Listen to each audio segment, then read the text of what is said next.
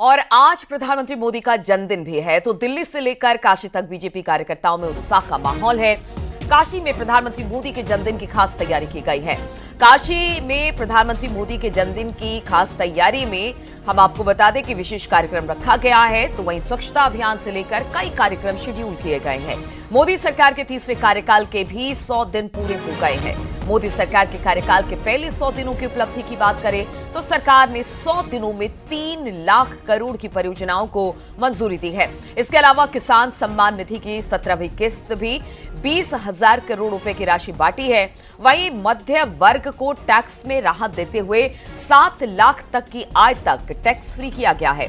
वहीं ease of doing की बात की जाए तो बिजनेस से लेकर युवाओं के कौशल और रोजगार के लिए कदम उठाए गए हैं। नारी सशक्तिकरण और स्वास्थ्य सेवाओं को लेकर भी मोदी 3.0 में खास कदम उठाए गए हैं। तो आज प्रधानमंत्री का जन्मदिन मनाया जा रहा है। बीजेपी कार्यकर्ता बीजेपी शासित राज्यों में खास तौर पर आज कई कार्यक्रम रखे गए हैं।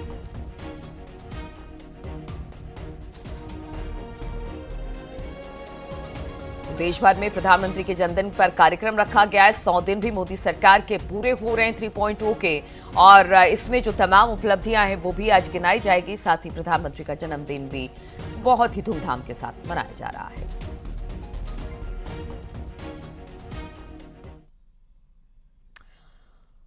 और अब बात कर लेते हैं सीएम योगी के बनारस दौरे की। तो देर रात सीएम योगी ने लोगों से मुलाकात की और विकास कार्यों का जायजा लिया। इस दौरान सीएम योगी बच्चे से दुलार प्यार करते भी नजर आए, जैसी तस्वीरें पहले भी कई बार आ चुके हैं। विकास कार्यों की समीक्षा से पहले सीएम योगी ने कानून व्यवस्था को लेकर बैठक की।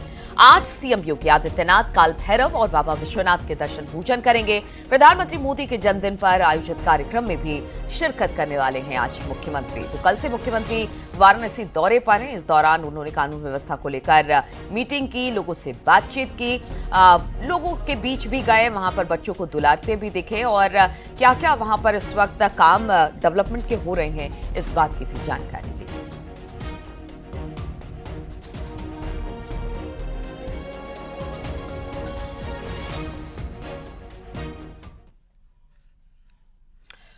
और प्रधानमंत्री मोदी के 74वें जन्मदिन पर उत्तर प्रदेश बीजेपी सेवा पखवाड़ा शुरू करने वाली है। प्रधानमंत्री मोदी के जन्मदिन को लेकर सेवा पखवाड़ा के तहत आज उत्तर प्रदेश बीजेपी पूरे प्रदेश में स्वच्छता अभियान चलाएगी।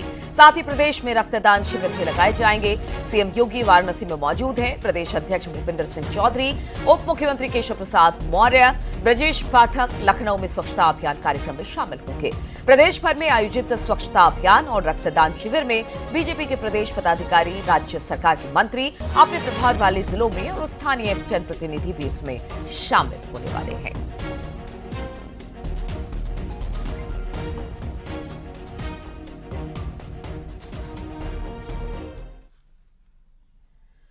और आज हम आपको बता दें विश्वकर्मा पूजा भी है, इसलिए विश्वकर्मा जयंती के मौके पर आज सीएम योगी एमएसएमई इकाइयों में 50,000 करोड़ का लोन और कारीगरों को टूल किट बांटेंगे। विश्वकर्मा श्रम सम्मान योजना के तहत हस्तशिल्पियों और कारीगरों को टूल किट देने वाले हैं। शाम 4 बजे जुपिटर हॉल, इंदिरा गांधी प्रतिष्ठान, लखनऊ में कार्यक्रम का आयोजन किया जाएगा। तो आज विश्वकर्मा पूजा के मौके पर कारीगरों को टूल किट बांटेंगे मुख्यमंत्री योगी आदित्यनाथ, और इस कार्यक्रम को इंदिरा गांधी प्रतिष्ठान में रखा गया है।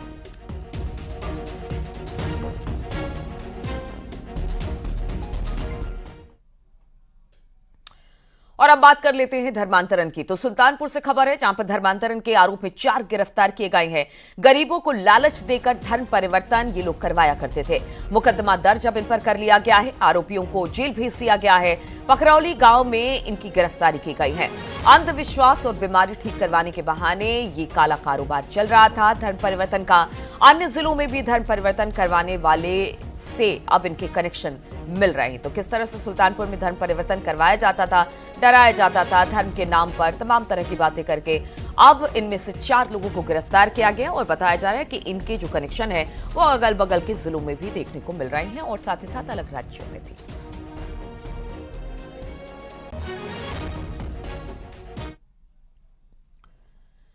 रायबरेली में टायर के गोदाम में भीषण आग लग गई। दुकान में आग लगने से हड़कंप मच गया। सूचना के बाद मौके पर पहुंची फायर ब्रिगेड की टीम ने आग पर काबू पाया। आग लगने की घटना शहर कोतवाली के सुपरमार्केट की बताई जा रही है। तस्वीरें हम आपको दिखा रहे हैं किस तरह से जब टायर के इस दुकान में आग लगी तो फिर काला धुआं और आग की लपटें उठती दिखाई दी।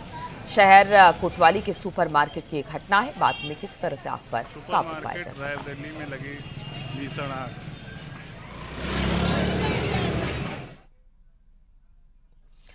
आजमगढ़ में पैसा देने के बहाने बुलाकर एक पशु व्यापारी की गोली मारकर हत्या कर दी गई। सूचना के बाद मौके पर एसपीसीओ फोर्स के साथ पहुंचे। मामला मुबारकपुर थाना क्षेत्र का है। व्यापारी की गोली मारकर हत्या की गई।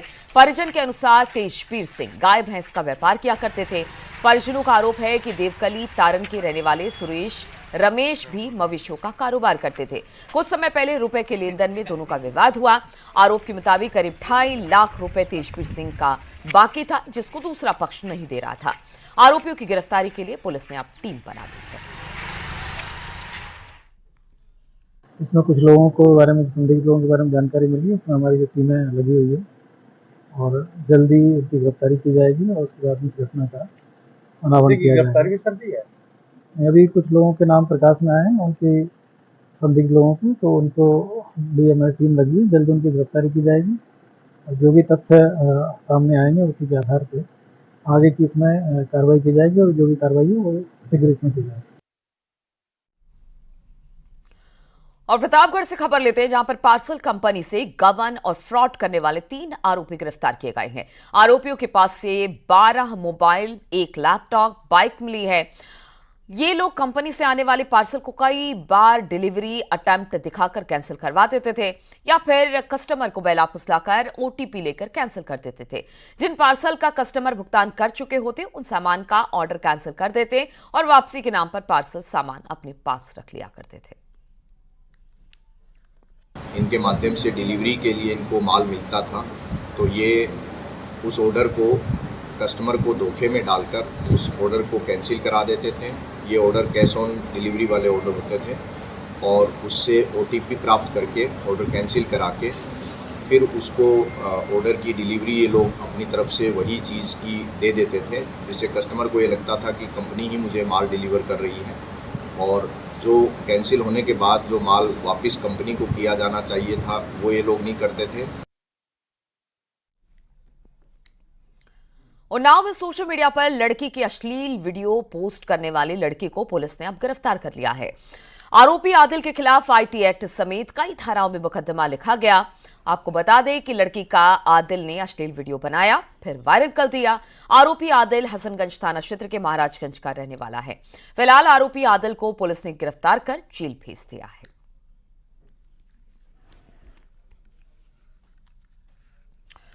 और मथुरा से खबर, जहां पर ट्रेन के टॉयलेट में लाश मिली। मथुरा कासगंज पैसेंजर ट्रेन में युवक का शव मिला है। लड़के की लाश मिलने से हड़कंप मचा।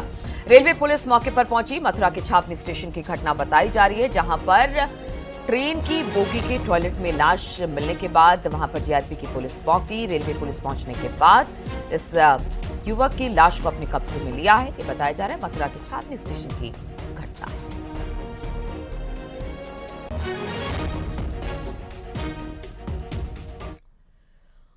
और बीजेपी के राज्यसभा सांसद बृजपाल ने मंगेश एनकाउंटर को लेकर अखिलेश यादव को घेरा। उन्होंने कहा कि अपराधी पालना यादव परिवार की परिपाटी रही है।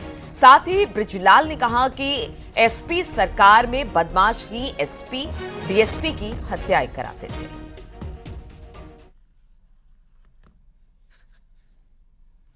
ऐसा है, इस पार्टी का जो शुरू से ही इनकी कार्य नीति रही है वो अपराधियों को पालना है। उसके बाद जब जब ये शासन में आए तो जितने बड़े माफिया थे वो सब समाजवादी पार्टी ने। अतीक अहमद को सांसद बनाया, मुख्तार अंसारी को बनाया, रमाकांत उमाकांत यादव, अन्ना शुक्ला, डीपी यादव, कितने आप हैं। जितने बड़ा अपराधी उतना ही बड़ा समाजवादी। तो इनकी नीति ही रही है। और आज एक मंगेश यादव तो ये कह रहे हैं पुलिस धर्म देख करके, जाति देख करके गोली चलाती है। उन्नाव सिपाही के बाद बदसलूकी पर एफआईआर हो गई है। पति पत्नी ने सिपाही को खाने पर बुलाया था। पड़ोसी ने सिपाही के घर आने पर विरोध किया। सिपाही के साथ बदसलूकी का वीडियो वायरल हो रहा है। महिला की तहरीर पर 2 लोगों के खिलाफ अब एफआईआर दर्ज कर ली गई है। बीगापुर थाना क्षेत्र का ये मामला बताया जा रहा है।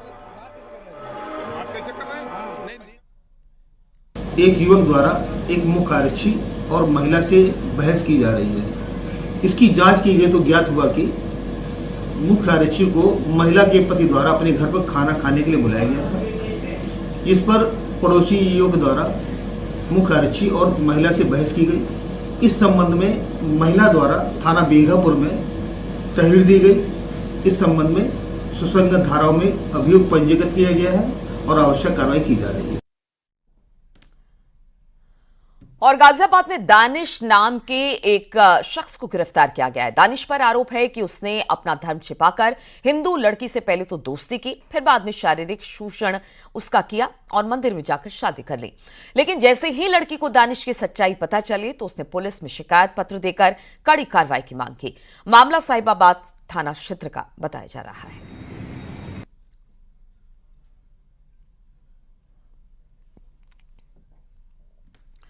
और फतेहपुर में नाबालिग की हत्या के मामले में अब नया मोड़ आ गया है। लड़की 5 महीने की गर्भवती थी। प्रेम संबंधों के चलते हत्या का शक जताया जा रहा है। बिंदकी कोतवाली के जाफराबाद बाईपास का मामला है। कल एक लड़की का शव मिला था। शव पर गंभीर चोट के निशान थे और इसी के बाद ये पूरा मामला निकलकर सामने आया।